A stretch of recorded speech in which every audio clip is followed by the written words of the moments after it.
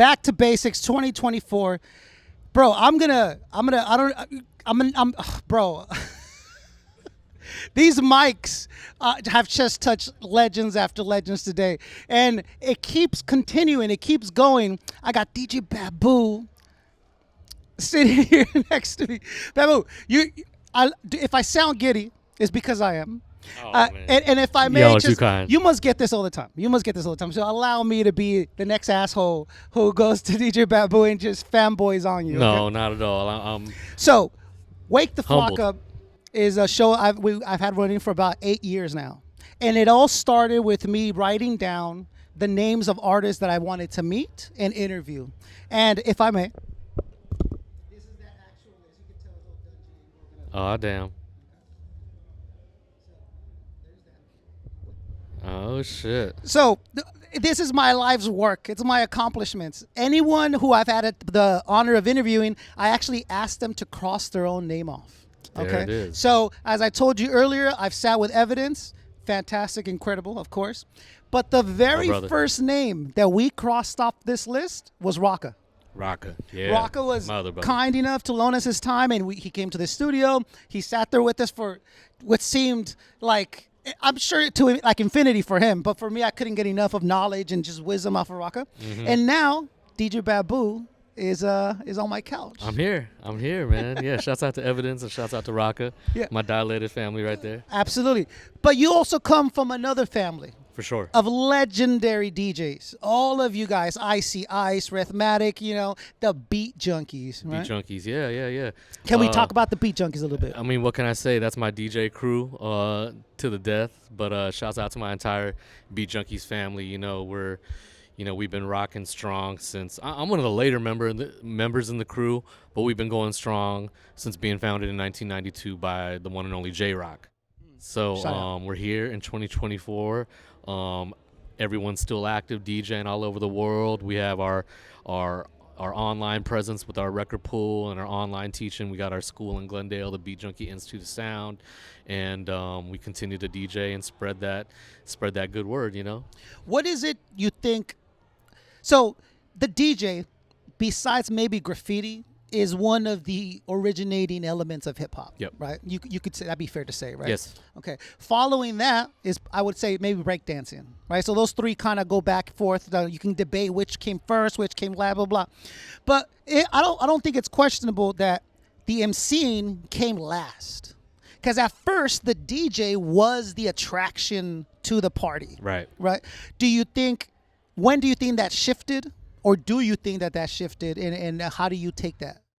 Well, this far down the timeline, going back, I don't think any one of us could have guessed, how much hip hop culture just bled into to pop culture, every other culture, world culture, and if you look at it this way, I mean, I think DJing is bigger than ever.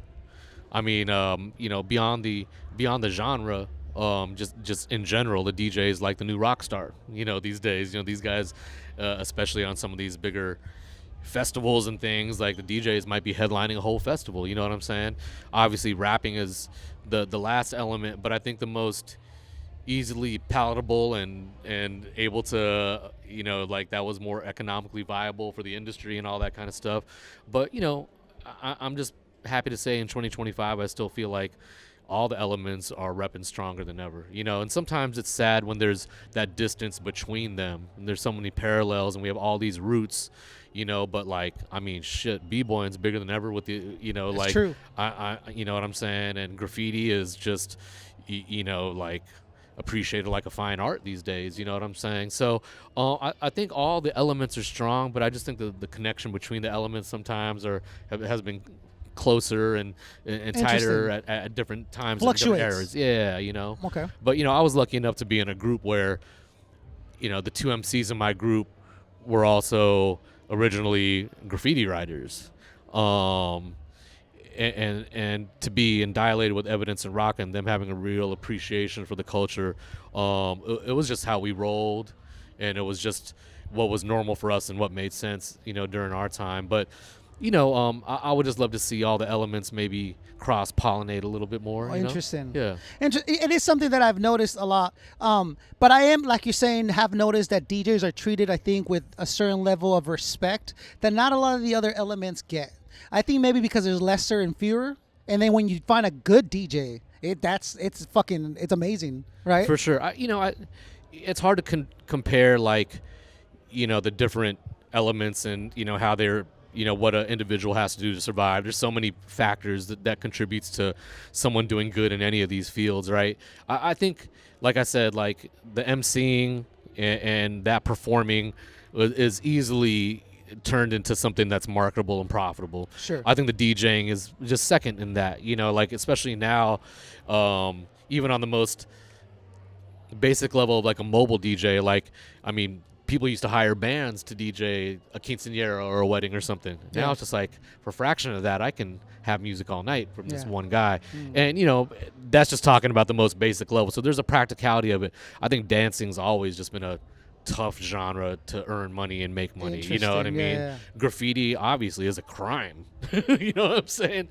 And obviously we've seen people come out of success from that. We've seen dancers go on to choreograph and do amazing things, branch out to other things. We've seen writers become amazing graphic designers or fine artists, like Risk or someone like that. Who's done it, and I'm not going to compare journeys, but those are tough journeys. Yeah. And like we don't even have to, as DJs or these other elements. I mean, just the physical side of what a dancer has to deal with, like getting injured and staying strong and staying healthy, like is something that, doesn't weigh as heavy on a vocalist or a DJ or, or even someone who's writing. But a graffiti writer, they're breaking the law to really get up and keep it real. Absolutely. Right. Yeah. So it's hard to make those comparisons, but, I think like that love and that struggle, there's a little bit of that with all the elements. That's awesome. For DJ Baboo, when did it become that? When did you know that was the element that you were going to pursue? It must have been around 1992. I was graduating high school. Wow, I'm dating myself. And I was just obsessed with DJing. It's all I wanted to do. Between my school or lack of attending school and working at the gas station, my whole rest of my existence was, if I wasn't in the record store, I was practicing at the crib. I was doing something to build my DJ game, make a mixtape, trying to make beats, whatever it was. And that was 1992-ish, and I just haven't looked back. I've been riding this wave. The DJ battles definitely helped me like start making a name for myself, making mixtapes. But it was all around 1992, 93 that I really made that commitment. But, I even think as a young kid when breaking really hit like in 84, like, there was already something that was ingrained that like, this is the soundtrack of my life. This is the style of how I dress and how I walk and talk. Even when that explosion died down, like, a lot of the culture still stayed with me even when I got into other things. So, It was a bit of destiny, but it was also like half of it was me just chasing this goal of wanting to DJ for a dope rap group and really make DJing my full-time thing. You said destiny. Let me ask you, what are the odds that Icy Ice, Rhythmatic, Baboo, all happen to be extraordinarily amazing DJs, and you guys all meet? What do you think that is? What was in the drinking water in your town, bro? Well, I think it was just like minds are attracted to each other, I guess, and these guys are all from like kind of like the Cerritos area more so. Right. And I was coming from the 805, coming from Camarillo and Oxnard, and I think, at least for me, in my interaction with those guys, the common denominator was skills. So I actually met those guys by actually battling against them. There was a huge, like a battle at UCSB, the University of California, Santa Barbara, and I had gotten into it like as a last-minute entry. And then I find out after the fact I'm battling against the likes of DJ Rhythmatic. Yeah. The Beat Junkies are judging. Oh. And yeah, so it was crazy. I met them, and I actually beat Rhett in this battle, and it was the first time I met the Junkies. And from there, I started going to Cerritos like every weekend and started practicing in their garages, and we all started hanging out. And we found out really quickly beyond the DJing, we all had a lot of personal stuff in common too, and it just snowballed into them asking me to be down with the crew. The crew was already around for a little bit before I got in. So. Right. Now, if I may ask you something on a little bit more personal basis. Now, you can't also ignore the fact that you all happen to be of Asian descent, Yep. right? What do you attribute that to? What magnetism did DJing have to the young Asians in that town or in that area or in your era? For sure. So a few of us in the crew are Filipino Americans. Ice, Rhett, myself, but we're a mixed bag. J Rock is African American, Mellows Latino, Chalk is African American. So it's a mix. But in that Cerritos area, and I think like if you're from anywhere in California, like going back, when we talk about hip hop, Filipinos were just kind of always doing things. You know what I'm saying? I've heard someone make a funny comparison that we're like, Filipinos are kind of the Puerto Ricans of the West, and when you talk to in respects of like, hip hop, Yeah. and and I remember going way back. I mean, Ice, before I even got down with the crew, was a legend. Rhett was a legend. Like, these dudes were known in the grapevine of Filipino culture, let alone hip hop culture. From the Bay, we'd always heard about Mixmaster Mike and Cubert. You know what I'm saying? Right. And so I think. And me and my other Filipino bros, we laugh and crack about it sometimes. It's like, oh man, I think we're all just good with our hands. We think about Manny Pacquiao, we think about Efren Reyes as a pool player, pool champ. You know what I'm saying? And because I can see the break dancers, right? It makes sense. Sure. They're closer to the ground. They're a lot less body weight. I can see them maneuvering. We're right? soulful, we funky, like, you know what I'm saying? Yeah. Like the dancing for sure. I think all the elements at this point. It's a worldwide movement, but I think Flips, we got a knack for being good at things that we love, and I think like we love hip hop. And out here in Cali, and historically, like as much as I have like white, black, and Latino brothers, like who are my hip hop family, like definitely just as common seeing a Filipino brother in that mix too. Sure. And the Junkies were just part of that, like that having that Filipino. Being part of the Filipino community as well. Yeah. Awesome. And I'll let you go soon because I know you want to go enjoy the show. I want to go out there. Worries. But so DJ, okay, cool. But when did the production actually start? Like you actually producing the beats, which you have some of the most legendary underground or independent hip hop beats ever. I mean, all the Dilated to the Duck Seasons to all this other stuff. When did that? Yeah, I mean, I guess early on it started with. Naturally, with DJing, I started getting into that whole discovery mode of finding out samples and like, oh, where did so and so get this sample from? And me being a crate digger and a DJ, always working on my crates and my music knowledge, naturally led me to like start experimenting, making beats, and that must have been maybe 93, 94ish. Started off like with just having a simple 8-second sampler and the 4-track, cassette 4-track recording system, and as time went on, I built up my gear, and I guess it really kicked into overgear when I got into Dilated. Being with Evidence and Rocka every day, Rocka Evidence really pushed me because not only is he an MC in the group, he's also one of the producers in the group as well. Absolutely. Evidence got crazy production, and so he would really push me, and we would be like digging partners, and we would chop and make a lot of beats, teach each other things about each other's machines. He taught me how to use the MPC 2000, and we both used the ASR 10. So like, being in Dilated, it's kind of after I kind of like hung up my battling time and I really put a focus in on trying to produce. I wanted to make a contribution besides just the Dilated stage show. I really wanted to, behind the scenes, be a part of everything, interviews, the making of the albums, everything. And the guys definitely had me working hard to earn my spots. So that really inspired it. And then, that led to me doing Liquid Junkies or doing Duck Seasons and just like scratching or anything else that I'm known for. The production was something that I just got laser focused on, and it was just another extension of my creativity. So it's just like DJing to me, but you're just it's another way to express yourself, chopping yourself and expressing, and you got to get in the lab, of course, and make magic with some MCs. But just another way to chop up I get beats. it. I get you know? it. Real quick. Let's talk about evidence real quick. So now when he split, it has been a while since not split, but since he's done a lot of he started his solos. Yep. His solo stuff from like the Weatherman to all this other stuff. Cats and Dogs is fucking fantastic.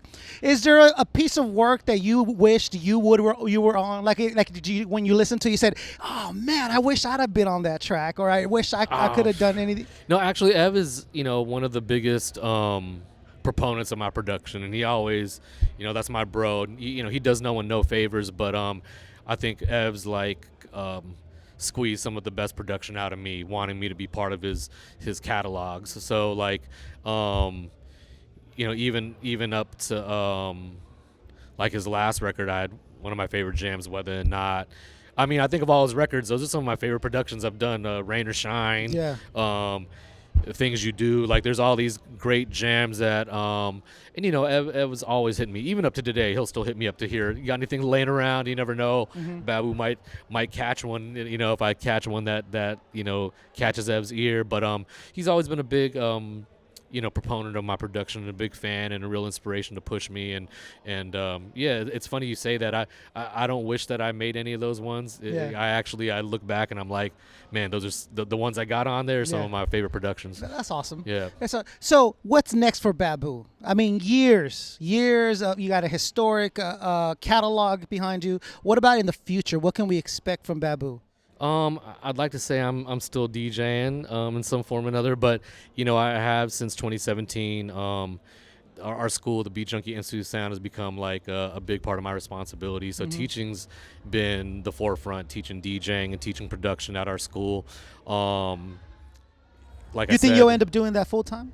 I mean, I pretty much do it now, but I still do take gigs with Dolo, like tonight here at Back to Basics, or being on the road with Dilated still happens. You know what I'm saying? So, but my focus has been teaching full time and also running the school. It's a full time endeavor. So I see myself doing that until I'm old. I don't know why I didn't start sooner. I really love teaching. Yeah. And I really love this impact we've had on DJ culture. Instead of whining about it, we actually, got on the front lines and did something about it. And, I can't say enough about this community we've built and all of our students. It's been an amazing experience. So I like to think of the future. You'll see more of our schools, and I'm still teaching, and then making more beats and still DJing around the world. What I think I would like to see from someone like a Baboo, from yourself. So Ant is on tour with Brother Ali.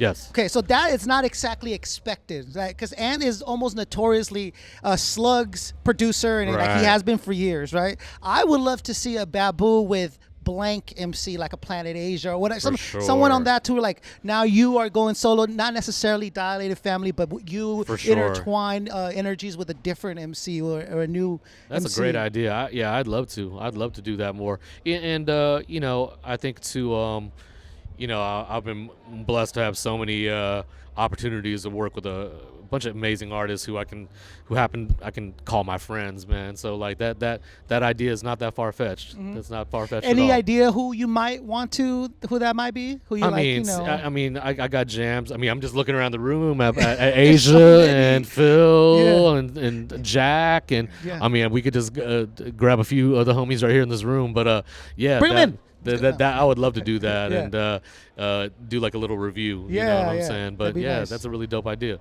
Baboo, thank you for your time, man. Concept. I appreciate you. Thank you for Thanks everything for you've done. having me. Thank you to Back to Basics for making my dreams come true. We got MCs like DJ Baboo. We got Eddie Fika, DJ Kaboom also. So he's also a legendary turntablist. He's doing great things. His production is bananas. You should give it a check out whenever you guys get a chance. If you wouldn't mind, Baboo, would you please cross your name off this list for me, I'd love brother? to. That would be. Where's it at? That would be amazing. Hold on, I got you right here. So we got DJ Revolution also was one of the first cats I've ever met who was just kind enough to give us his time. So that's been legendary. Let me see. DJ. Is that all right? RA asking if we're recording. Where are you? See someone that. But go ahead, go over it. That was an accident. That's not. Right. Yep. No. So you're right there, DJ Baboo. You see that? Right here? Yeah. Oh, what a dream come true. Yes, sir. Baboo, Pleasure. Thank you for everything you've done for the culture. Thank you for your time. Thank you to Back to Basics. Stick around for more. Peace.